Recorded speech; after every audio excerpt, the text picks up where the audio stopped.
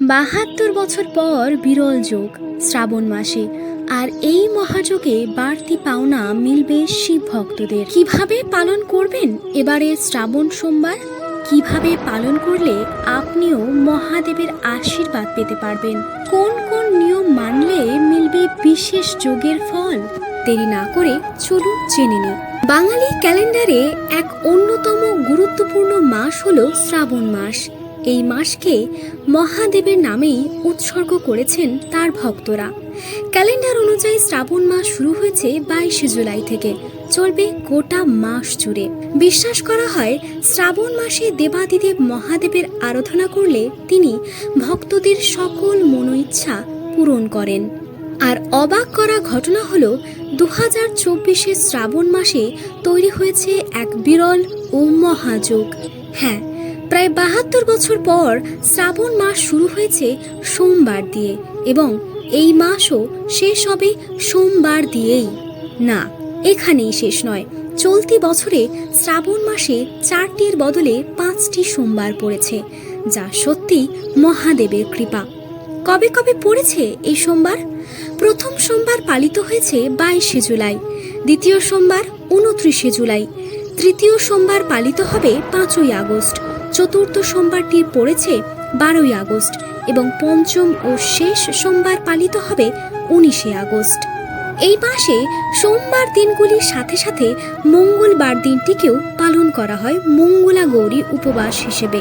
তবে এইবার 3টির বদলে রয়েছে 4 দিন।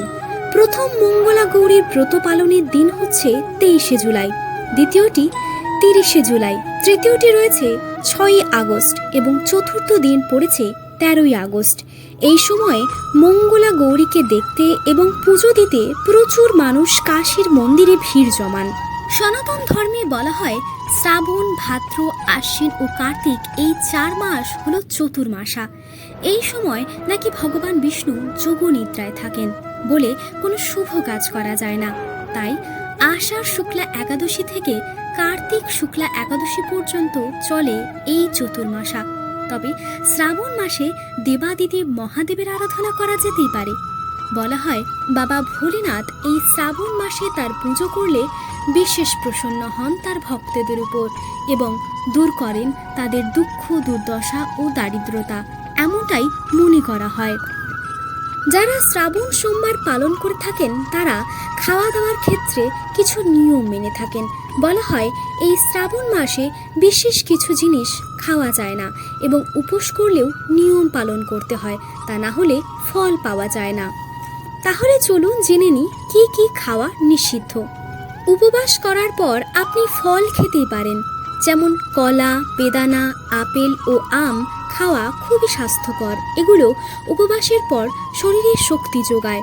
শুধু ফল খেয়ে উপোস রাখতে না চাইলে আপনি মিষ্টি খেতে পারেন, তবে খেয়াল রাখবেন তা যেন বাসি না হয়।